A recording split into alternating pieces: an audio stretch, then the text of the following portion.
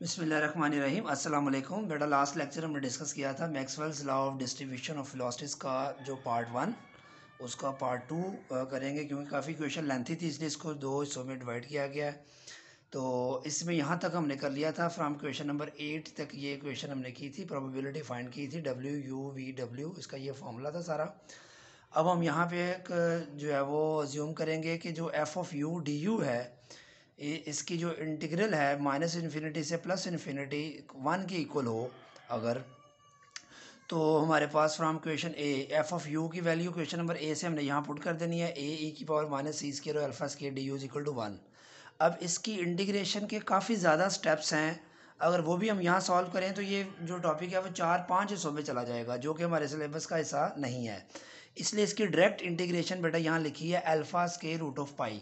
ये आपने यहाँ डायरेक्ट ये वैल्यू पुट कर देनी है। ये सारे को सॉल्व करने के काफ़ी ज़्यादा स्टेप्स हैं जो कि हम वो यहाँ पे नहीं कर सकते। α×√π की वैल्यू हम यहाँ पुट कर देंगे, ए कांस्टेंट है वो साथ वैसे आ जाएगा, a×α×√π इज इक्वल टू 1, यानी कि ये करने की ज़रूरत नहीं है। यहाँ से ए की वैल्यू क्या आएगी 1/α²√π, फिर इस तरह a³ कितना आएगा 1/α³π⁵2। अब ये a³ की वैल्यू बेटा यहाँ हमने सब्स्टिट्यूट कर देनी है, बस ये इक्वेशन आ जाएगी हमारे पास। इसको क्वेश्चन नंबर 9 कह देंगे। It would be convenient to change the Cartesian coordinates the polar coordinates. तो ये जो कार्टेशियन कोऑर्डिनेट्स थे उसके अगर जब पोलर कोऑर्डिनेट्स में जाएंगे तो ये जो सारे du/dv/w है बेटा, ये याद रखना है आपने, c² dc sin theta d theta और d फाई के बराबर आ जाएगा। अब इसकी जगह पे हमने du/dv/dw की जगह ये सारी वैल्यू लिख देनी है, बस और कुछ भी नहीं करना। इंक्लूडिंग ऑल पॉसिबल डायरेक्शंस, तो इसकी जब तमाम डायरेक्शंस में उसकी मालिक्यूल्स की वेलोसिटीज़ की हम जब बात करेंगे, मूवमेंट की बात करेंगे, तो इसी क्वेश्चन को अगर हम इस तरह लिखेंगे dnc जो है वो over n is equal to 1/α³π⁵2, यानी कि यही प्रोबेबिलिटी जो है वो इससे रिलेट कर देंगे हम। तो बाकी सारा फैक्टर वही है, c² dc 0 to π√π sin theta आ जाएगा डी थीटा और 0 to 2π d फाई। ये बेटा आपको याद करना पड़ेगा। जो ही आप इस क्वेश्चन को आप जो है वो तमाम पॉसिबल डायरेक्शन में उसकी प्रोबेबिलिटी फाइंड करने की कोशिश करेंगे, तो ये आपको करना पड़ेगा, इसको भी आपको याद रखना पड़ेगा। इसकी वैल्यू साइन थीटा की 0 to π पुट करें, साइन थीटा का जो इंटीग्रेशन करें तो आपको पता है माइनस कोज होता है, उसकी वैल्यू में upper limit minus lower limit put करें तो 2 आंसर आएगा। इसकी इंटीग्रेशन को सॉल्व करें तो 2π आएगा, तो यहाँ वैल्यू पुट कर देनी है आपने, इसकी जगह 2 आ जाएगा, इसकी जगह 2π आ जाएगा, सिंपल। और 2 × 2 4 शुरू में आ जाएगा, ये पाई है नीचे, π⁻3/2 है, तो इसको हम इस पाई को नीचे लेके जाएंगे तो π⁻3/2 -1 हो जाएगा, तो 3/2 में से -1 करेंगे तो 1/2 बचेगा, सिंपल। आप देख रहे हैं कि इसमें याद करने वाले स्टेप्स 2-3 हैं, वो करने पड़ेंगे आपको, बाकी सिंपल मैथ है, इसमें कोई प्रॉब्लम आपको इंशाल्लाह ताला नहीं होगी। तो ये क्वेश्चन नंबर हमारी 10 बन जाएगी। अब क्वेश्चन नंबर 10 के बाद हम देखें, ऊपर लिखा हुआ है सिग्निफिकेंस ऑफ अल्फा में be seen bye expressing the mean square velocity in the form.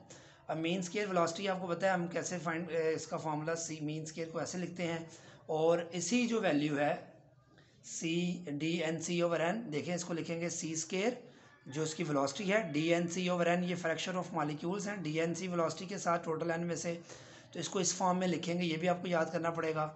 अब यहाँ पे हमने जो है dnc/n की ये वैल्यू जो है ना सारी, ये यहाँ पुट कर देनी है। जो कांस्टेंट वैल्यूज़ है वो बाहर आ जाएंगी, जो वेरिएबल्स हैं उसको हम अंदर लिखेंगे।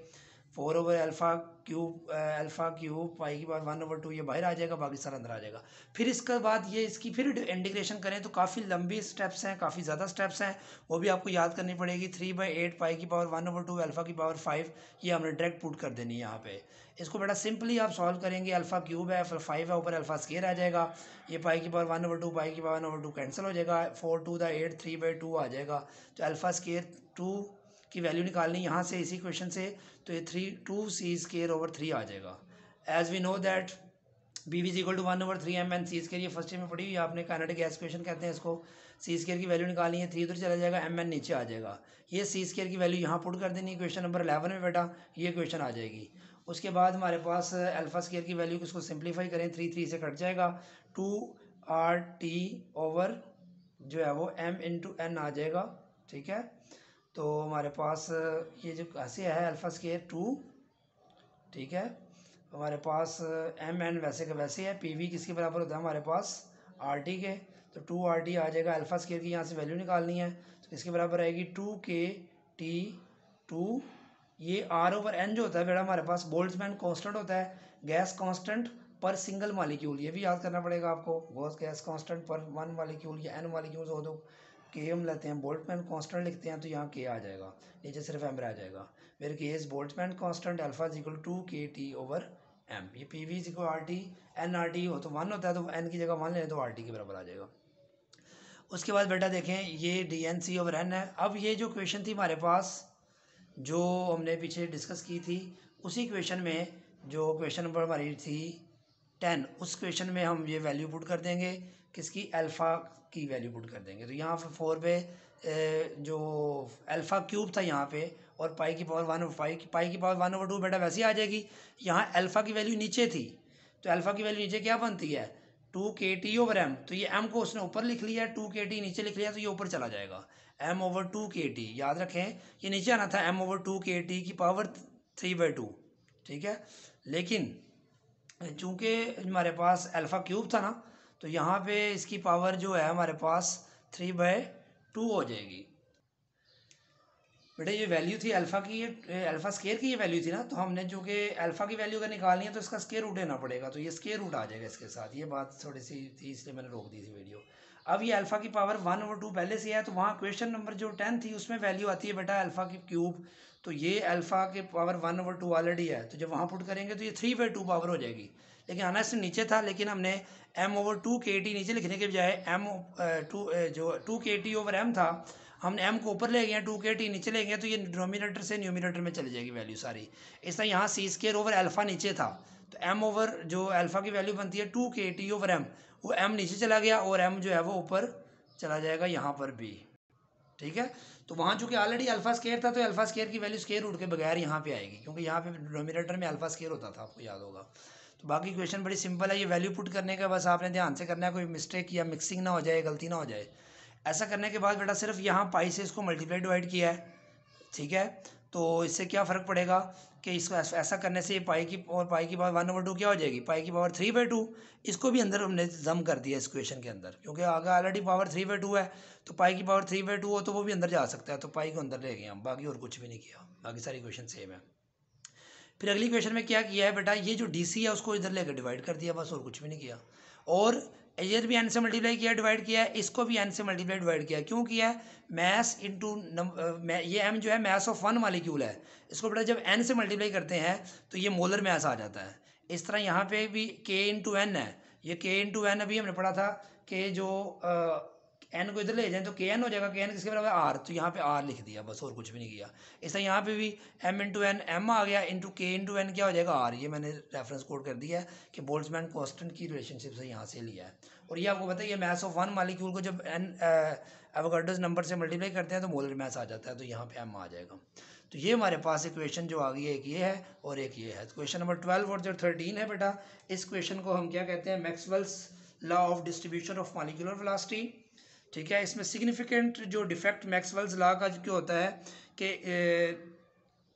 इसमें हम ये अजम्पशन अज्यूम करते हैं कि u, v एंड w जो है स्टेटिस्टिकली जो है इंडिपेंडेंट होते हैं वन अनदर के, ये शुरू में हमने पढ़ा था।